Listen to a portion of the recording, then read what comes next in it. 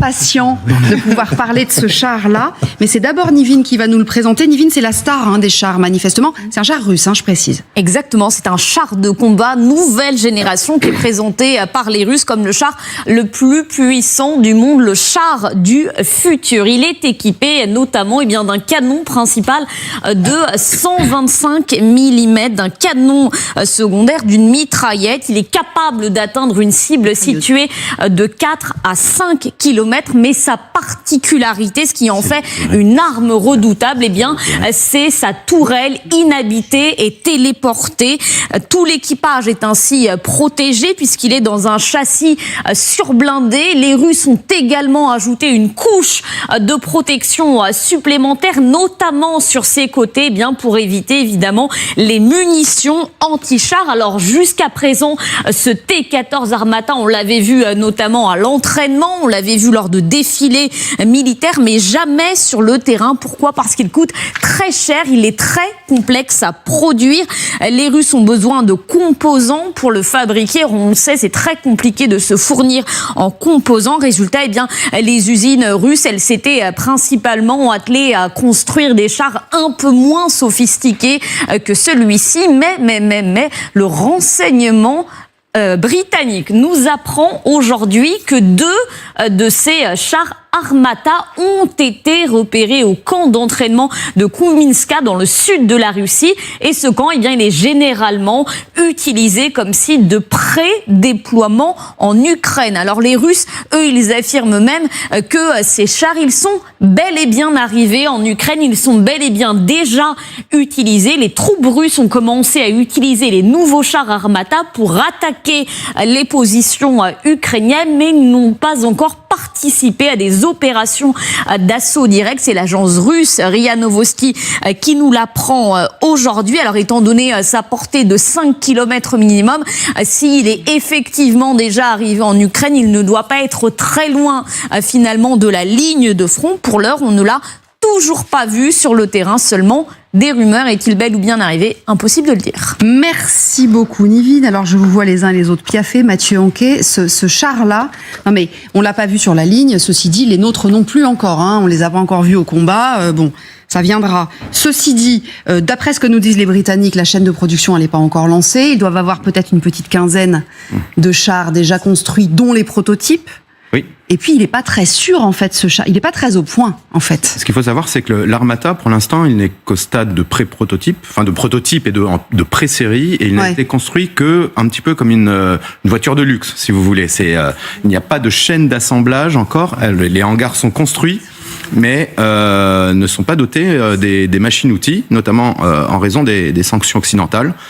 Ce char a aussi de gros problème de motorisation. Alors, je suis pas un spécialiste des moteurs de char. En 2018, l'usine Octobre Rouge de Volgograd, qui fournit les plaques de blindage spéciales en acier et en céramique de ce char, a fermé, notamment pour des raisons de corruption.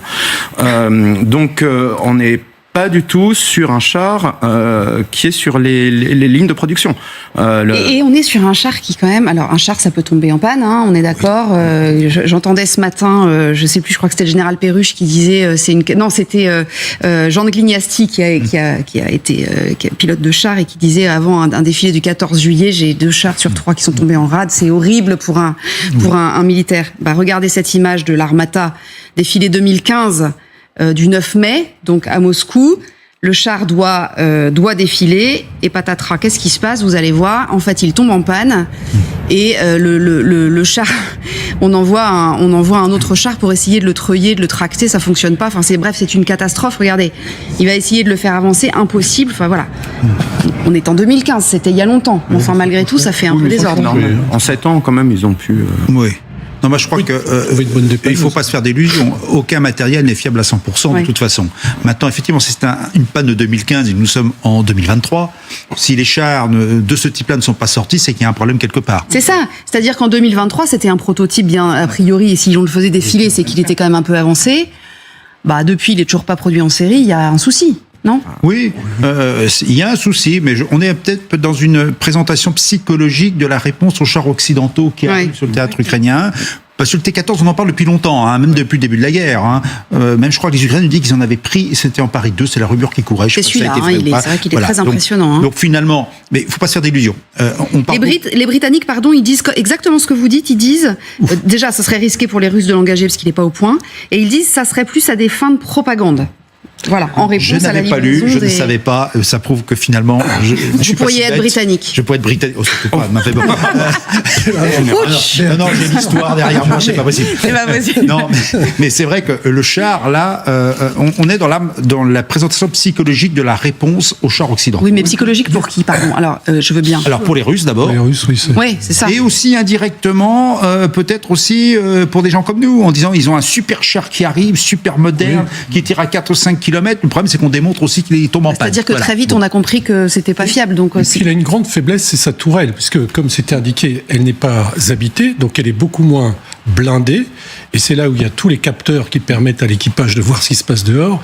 Et donc, si la tourelle est atteinte par des armements classiques anti-chars, ils sont aveugles. Ils sont aveugles, ouais, c'est ça. C'est a été fourni par les Occidentaux. C'est un mauvais char, en fait. Non, je crois si je peux pas, je veux simplement dire une chose. Je ne sais pas quel nombre d'équipages, nombre de personnes. 3. Ils sont à 3 dedans. 3 en bas, là. Bon, à l'intérieur. Il y a aussi un problème de ressources humaines. De toute façon, nous aussi, on est passé à 3 hommes dans un. Je pensais qu'on serait peut-être descendu à 2, mais 3. Bon, il y a aussi un problème de protection des personnels. Il y a un manque de personnel pour les chars aussi.